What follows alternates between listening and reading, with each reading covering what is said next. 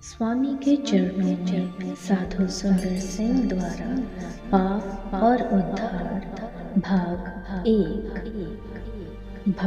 5 से 10। यह आवश्यक नहीं कि मृत्यु के पूर्व देह का प्रत्येक अंग निरुपयोगी और निर्बल हो। कोई निर्बलता या हृदयघात अथवा मस्तिष्क पर आघात इत्यादि जीवन का अंत ला सकता है, भले ही देह के अन्य अंग कितने भी बलवान और स्वस्थ क्यों ना हो। इसी प्रकार एक पाप अपने जहरीले प्रभाव से मन और हृदय पर पर्याप्त प्रभाव छोड़ता है कि न केवल एक व्यक्ति पर, एक पूरे परिवार या देश, यहाँ तक कि संपूर्ण नस्ल का आत्मिक जीवन नष्ट हो जाए। आदम का पाप भी ऐसा था, परंतु जिस प्रकार मेरा एक शब्द लाजर को कब्र से बाहर ला सकता था, वैसे ही वह सबको अनंत जीवन देने के लिए पर्याप्त है। कभी कभी ऐसा होता है कि कोई जानवर या पक्षी लंबे समय तक मनुष्य के साथ रहने के बाद अपनी जाति में लौट जाता है, परंतु वे उसका स्वागत करने के बदले उस पर धावा बोल देते हैं और उसे मार डालते हैं। इसका कारण यह है कि लंबे समय तक मनुष्यों के साथ रहने और उनमें घुल मिल जाने के कारण उसकी आदतें और जीवन शैली बिल्कुल बदल जाते हैं। जिस प्रकार जानवर उनको अपने समाज में स्वीकार नहीं करते, जो काफ़ी समय तक मनुष्यों के साथ रह चुके हैं, तब स्वर्ग के संत और स्वर्गदूत कैसे पापियों का स्वागत कर सकते हैं, जिन्होंने दुष्ट मनुष्यों की संगति में जीवन बिताया है।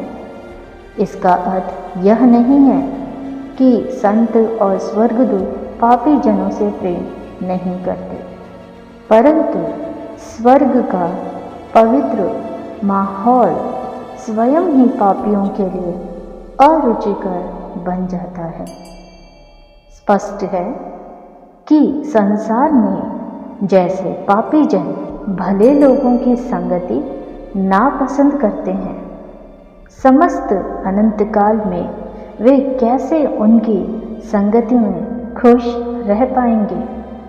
उनके लिए इस प्रकार का स्वर्ग उतना ही अरुचिकर होगा जितना नरक स्वयं है। ऐसा मत सोचिए कि परमेश्वर या उसके लोग पापियों को स्वर्ग से निकाल देंगे और नरक में डाल देंगे। परमेश्वर क्योंकि प्रेम है, वह कभी किसी को नरक में नहीं डालता और ना डालेगा।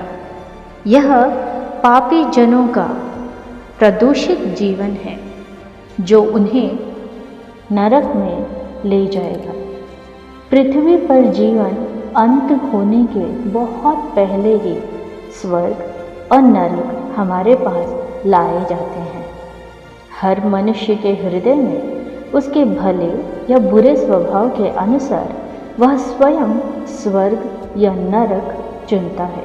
इसलिए जो कोई अनंत यातनाओं से बचना चाहता है, वह अपने पापों से सच्चा पश्चाताप करे और अपना हृदय मुझको दे, ताकि उसमें मेरी उपस्थिति के द्वारा और पवित्रात्मा के प्रभाव के द्वारा वह सदा के लिए परमेश्वर के राज्य की संतान बन जाए। इस दुनिया में किसी राजा या सरकार का विद्रोही स्वयं को बचाने के लिए भागकर दूसरे देश में शरण ले सकता है, परंतु परमेश्वर का विद्रोही सुरक्षा के लिए भागकर कहाँ जा सकता है।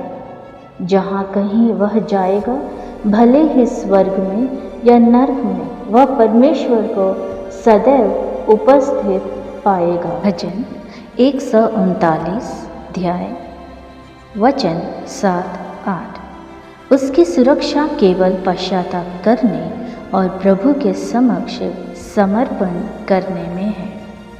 आदम और हवा के लिए अंजीर के पत्ते काफ़ी अपर्याप्त वस्त्र थे। इस कारण परमेश्वर ने उन्हें चमड़े के वस्त्र पहनाए। इसी प्रकार मनुष्य के भले काम अंजीर के पत्तों के समान किसी काम के नहीं है कि उसे आने वाले क्रोध से बचाए। मेरी धार्मिकता के वस्त्रों के सिवा कोई और उन्हें बचा नहीं सकता। पतंगा कभी ज्वाला की जलन और विनाशकारी सामर्थ्य के बारे में विचार नहीं करता, परंतु उसकी चमक देखकर आकर्षित होता है, आगे बढ़कर विनाश को प्राप्त होता है। इसी प्रकार मनुष्य भी पाप की विनाशकारी और जहरीले सामर्थ्य के बावजूद केवल आकर्षण का अनुभव करके तेजी से अनंत विनाश की ओर दौड़ता जाता है। परंतु मेरी ज्योति पापी को मृत्यु से छुड़ाती है और उसे जीवन एवं सर्वदा की खुशी देती है। मनुष्य का सृजन इस प्रकार हुआ था कि वह मेरी सच्ची ज्योति के बहुमोल वरदान के लिए उचित योग्यता रखता है। पाप एक भ्रम नहीं है या कल्पना की वस्तु नहीं, परंतु आत्मिक अंधकार की इस स्थिति में मनुष्य की बुरी इच्छाओं पर अमल करने के कारण बुराई के ऐसे जीवित बीज अस्तित्व में आ गए हैं जो सदा के लिए उसकी आत्मा को संक्रमित करते और अंततः नाश करते हैं।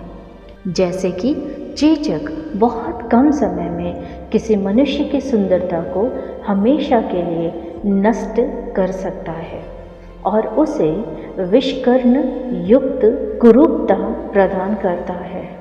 जिस प्रकार परमेश्वर ने दुष्टता का सृजन नहीं किया, उसी प्रकार उसने बीमारी और देह के दर्द का सृजन नहीं किया है। वे मनुष्य की अनाज्ञाकारिता का केवल स्वाभाविक परिणाम मात्र है। दर्द और बीमारी भी कल्पना की वस्तुएं नहीं हैं, पर पाप की अनदेखी और गुप्त बीमारी का बाह्य एवं प्रकट फल है। चाहे वह किसी एक का व्यक्तिगत पाप हो या परिवार का या जिसमें वह है। जब सारे सदस्य मिलकर पश्चाताप करते और मुझ में जुड़ जाते हैं, मेरा स्वास्थ्य देने वाला लहू उन सब में संचरित होता है।